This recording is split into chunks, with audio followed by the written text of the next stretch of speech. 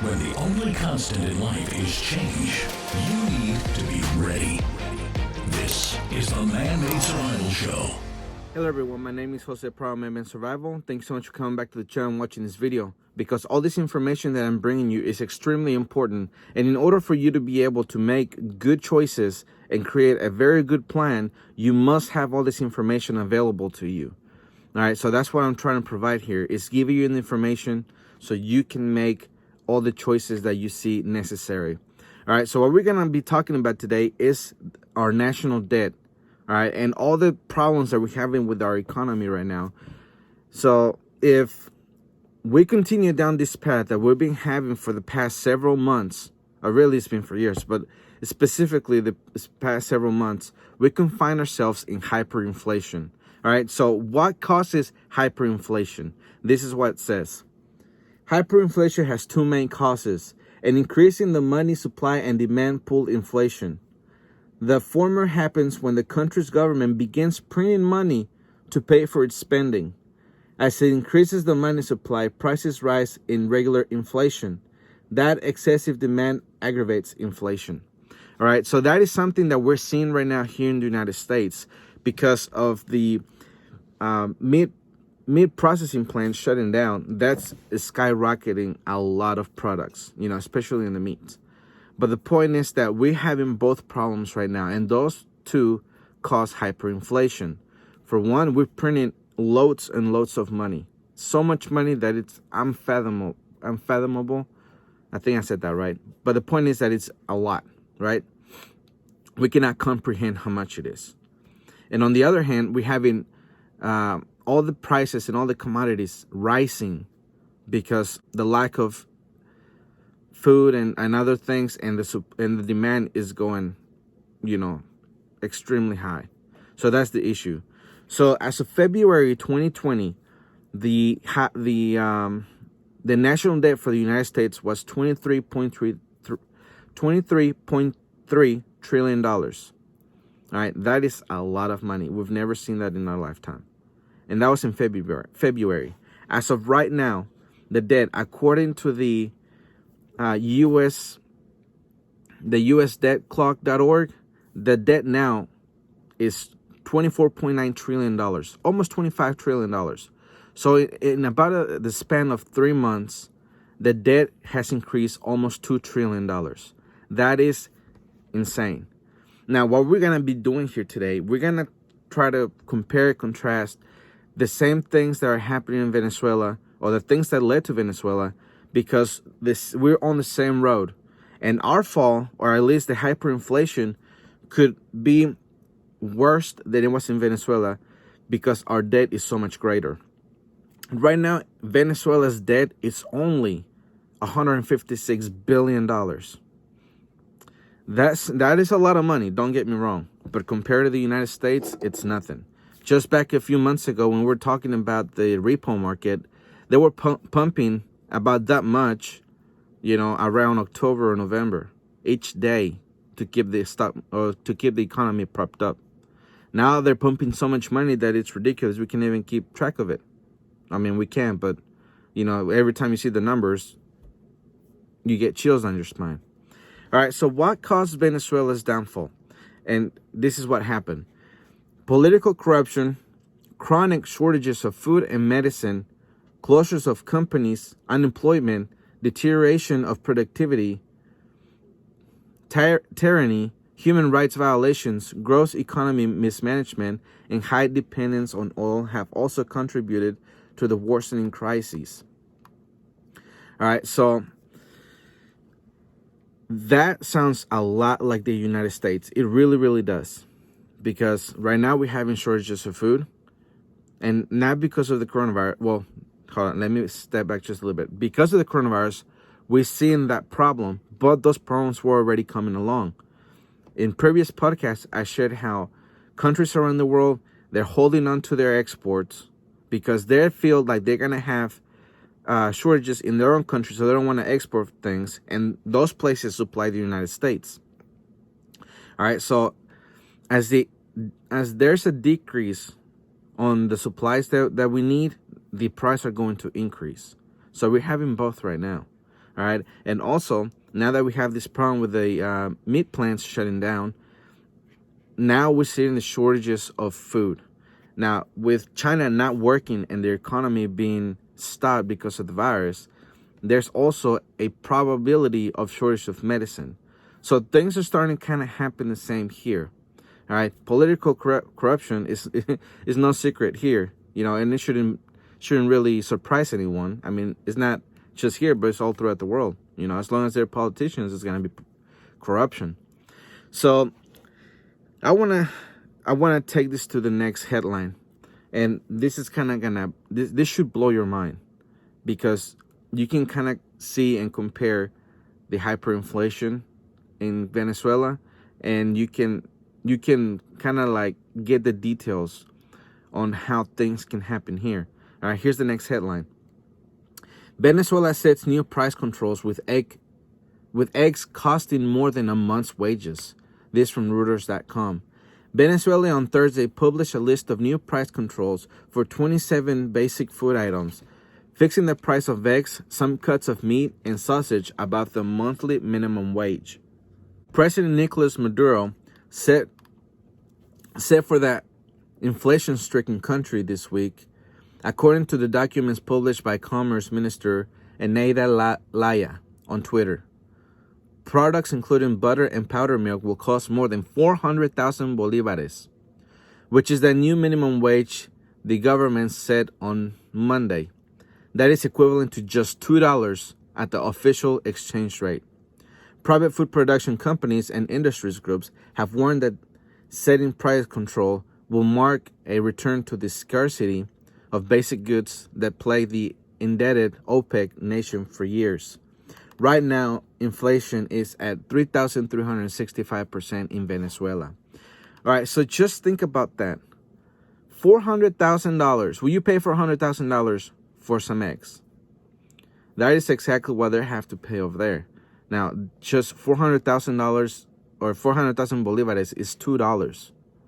What if the inflation in the United States was so great that you have to pay $400,000 for some eggs?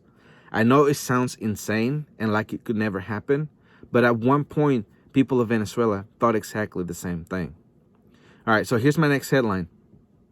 National debt tops 24 trillion. This from SchiffGold.com. The U.S. national debt pushed over 24 trillion on Tuesday. The U.S. government was already running massive budget deficits long before the coronavirus pandemic, and the debt was piling up at a dizzying pace. Response to the outbreak has put spending and debt in hyperdrive. To put the growth of the national debt into perspective, the debt was 19.95 trillion when President Trump took office in January 2017. It topped 22 trillion in February 2019. That represented a 2.6 trillion increase in the debt in just over 2 years. By November 2019, the debt had eclipsed 23 trillion. Now, less than 6 months later, we're at 24 trillion. With much of the coronavirus stimulus still in the pipeline, that's a 4 trillion increase in the debt since Trump took office.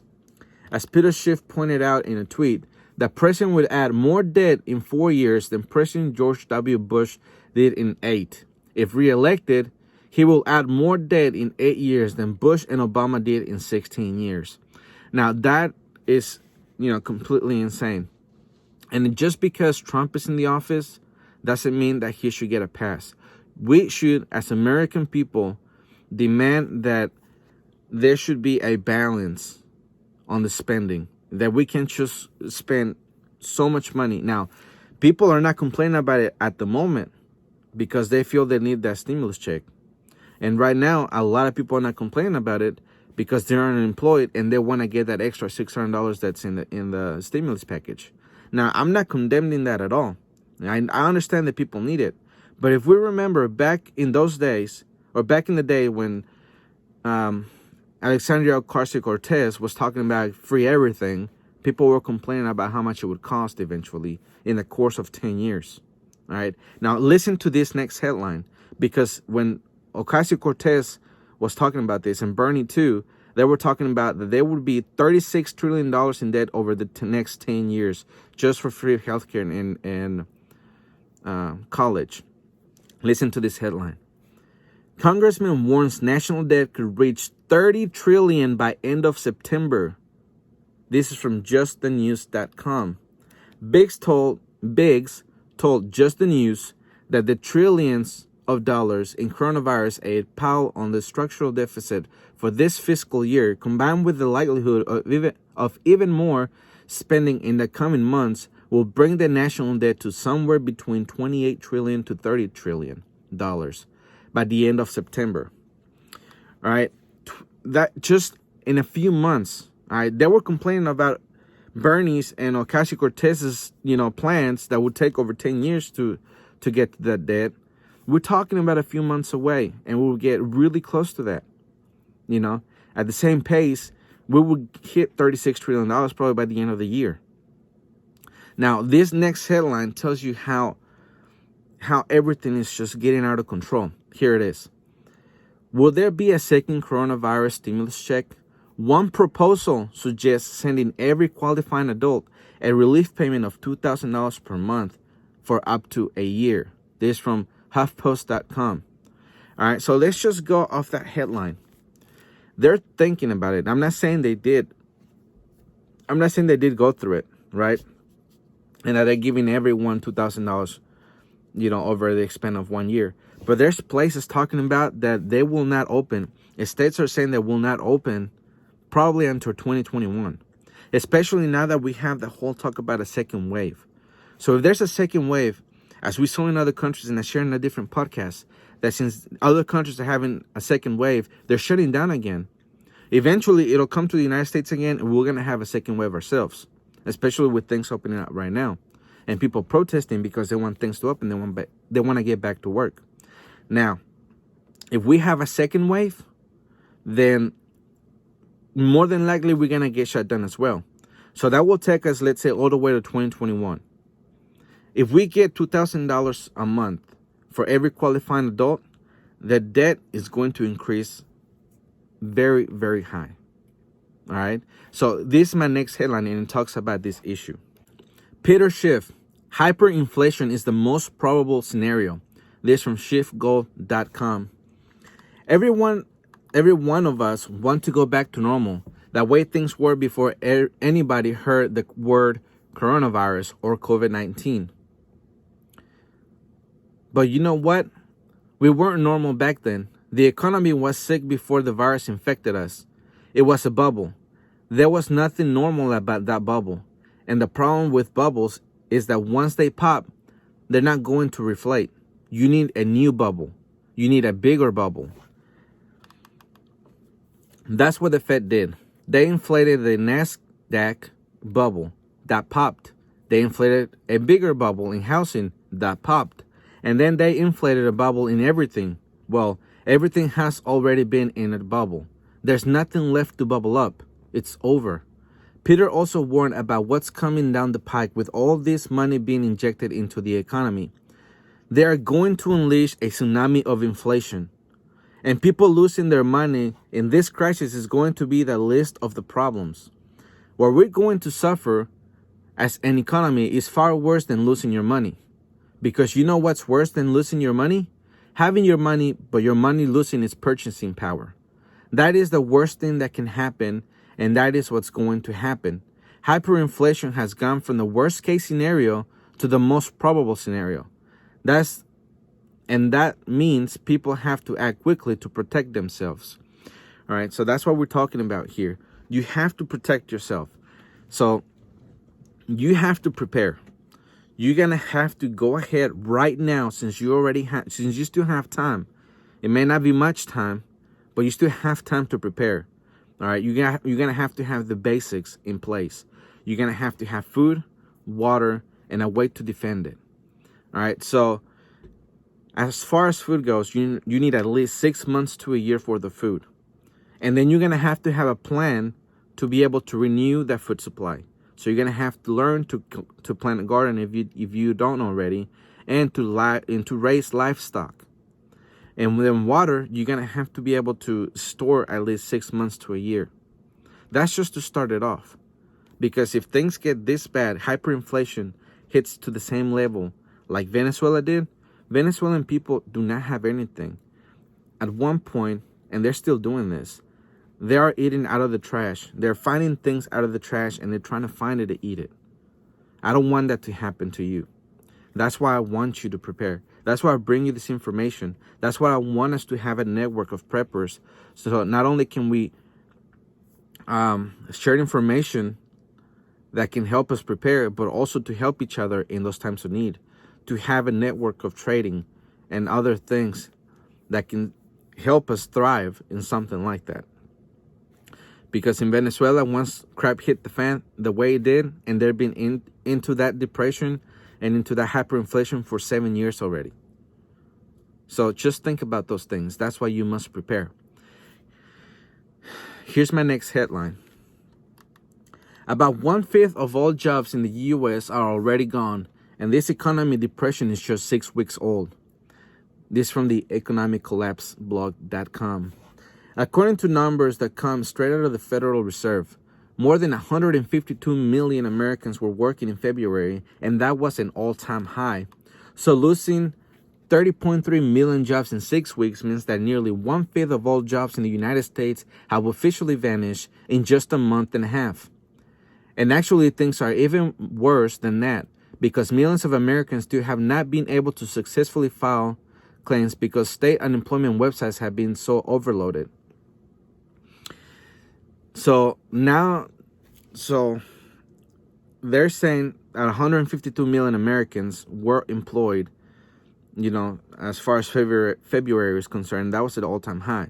Well, the real number is 110 million people, because as Dave Hodges explained it, all the people above 110 million, all those people had less than 32 hours. So if you only count people that had 32 hours or over, it's about 110 million. So you take 30.3 million from that. So actually the unemployment numbers are actually higher than that, at least the percentage wise. And those are numbers that we have not seen since the Great Depression. Now, that's what I'm trying to, compare and contrast here with Venezuela. No unemployment. We're spending money at the wazoo. When that finally pops and hyperinflation is overdrived, more than likely one day you're going to have to pay $400,000 to buy some eggs. That is why you have to set yourself up to have, your garden and your little farm going if you're able to. Because trading eggs at that price is going to be insane. So money, fiat currency is not going to be worth anything. People are going to have to learn to barter again, And let's say this does not happen for another year. You heard that today. You have 1 year from today to be ready for that. And let's say it doesn't happen, but in 10 years, then you had 10 years to prepare for it. All right? So that's why you must act today. Today is the time you act, because otherwise you will not have the time, and you'll find yourself with your family very hungry and angry that this happened. All right, here's my next headline, because all of this is driving the anger, and it's going to drive even more anger than is going on right now. Here it is.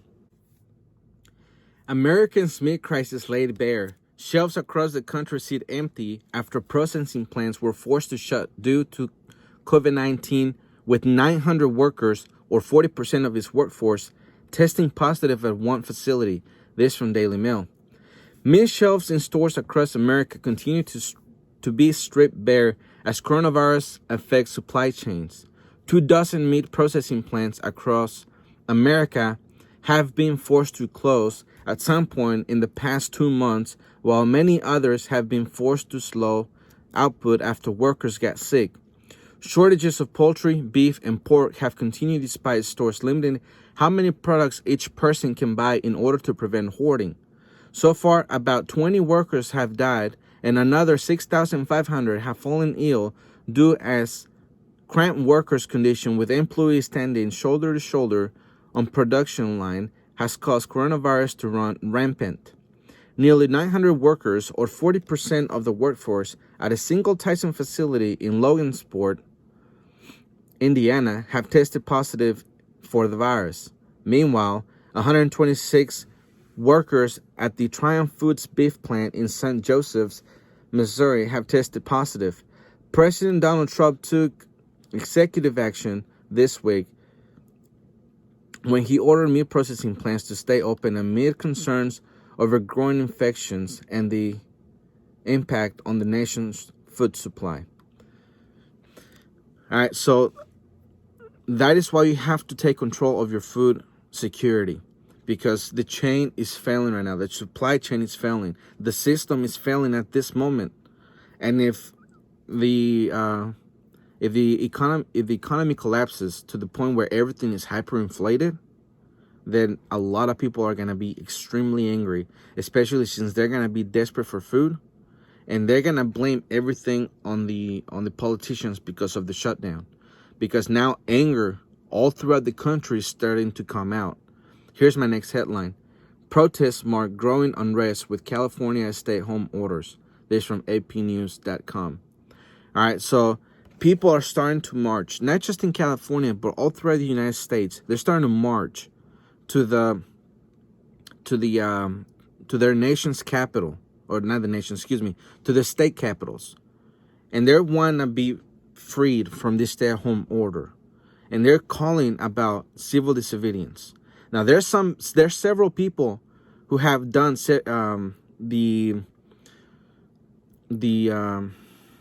civil disobedience to the point where once one restaurant owner opened and there was a lot of people inside, and the repercussions of that was that he got his business license taken away from him, and his liquor license.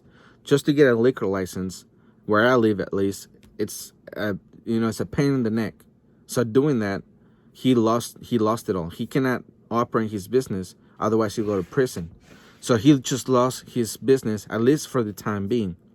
And that's going to build more anger in the citizens. And that's just one person. Other things like that are starting going on. People being taken to prison over stupid things because of social distancing.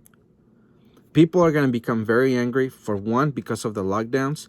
Two, because there's no food on the shelves. Three, they don't have work, and their stimulus check has not come in the mail yet. All of that is going to boil one day, and it's going to explode, especially if things continue like that. And we have a hyperinflation problem. All right. Venezuela eventually broke into riots where they clashed with the police, even though the police were far more better armed than the citizens were in Venezuela. But that's not the case in the United States. There's a lot of very well-armed citizens in this country. And I'm not calling for violence. I'm not at all. I'm pleading with you to get ready for what looks like it's coming our direction. That's what I said. You need all this information to put it all together and prepare and make a plan. Because if we continue the way we are, we're going to go off the cliff eventually. All right. I don't know if as a nation we can take a left or a right, but you as an individual, you can prepare for when things fall off the cliff. And the time to prepare is now. All right. So I want to go ahead and remind you that I have a book. It's Preppers Secrete Cache. You can go to www.preppersecretcache.com and you can order it from there, or you can click the link below. But I want to say you must type in www.Preppers Secrete Cache in order to be able to get into the page. If you only type in Preppers Secrete Cache, you won't be able to. I haven't been able to fix that problem, so hopefully I can get that fixed soon. But if I can't, please either click the link below or type in www. With the rest of the title in it. All right. And I talk about all those scenarios, food shortages, crises, things that you can do to prepare. All right. So this book right now is very, very important because I talk about all the different things that you can do. But anyways, my name is Jose Prado, and remember, always ready.